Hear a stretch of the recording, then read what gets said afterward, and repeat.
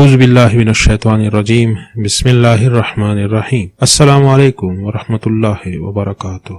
بسم اللہ الرحمن الرحیم۔ معزز سامعین، جس طرح ڈی ہائیڈریشن خطرناک ہوتی ہے، اسی طرح ہائیڈریشن بھی بہت زیادہ خطرناک ہوتی ہے، یعنی زیادہ پانی پینا۔ اس سے یہ مسائل پیدا ہو سکتے ہیں۔ ایک تو زیادہ پانی پینا جسمانی خلیات میں سوڈیم کی سطح کو کم کر دیتا ہے۔ دوسرا، تھکاوٹ یا سر کا چکرانا۔ گردے جسم میں پانی کو فلٹر کرنے کا کام کرتے ہیں اور خون میں پانی کی سطح متوازن رکھتے ہیں، مگر جب بہت زیادہ ہم پانی پیتے ہیں تو گردوں کو بہت زیادہ کام کرنا پڑتا ہے، جس کے نتیجے میں جسم میں ہارمونز متاثر ہوتے ہیں اور جسمانی تھکاوٹ ہر وقت طاری رہنے لگتی ہے۔ اگر آپ کو بستر سے اٹھنے میں مشکل کا سامنا کرنا پڑ رہا ہے تو اس کی ممکنہ وجہ اپنے گردوں پر غیر ضروری دباؤ بڑھانا ہو سکتا ہے۔ دوسرا مسئلہ یہ ہے زیادہ پانی پینے کا کہ جب آپ بہت زیادہ پانی پیتے ہیں تو جسمانی توازن میں کمی آتی ہے، جس کی وجہ سے جسم میں الیکٹرولائٹ کی سطح کم ہوتی ہے، جس سے مسلز کمزور اور جلد اکڑ جاتی ہے۔ تیسرا جو مسئلہ ہے، زیادہ پانی پینے سے ہونٹ، پیر اور ہاتھ سوج جاتے ہیں۔ خلیات کا بڑھنا اس کی وجہ ہے۔ پانی کا اپنا وزن بھی جسم کو پھولنے پر مجبور کر دیتا ہے۔ اگر آپ 10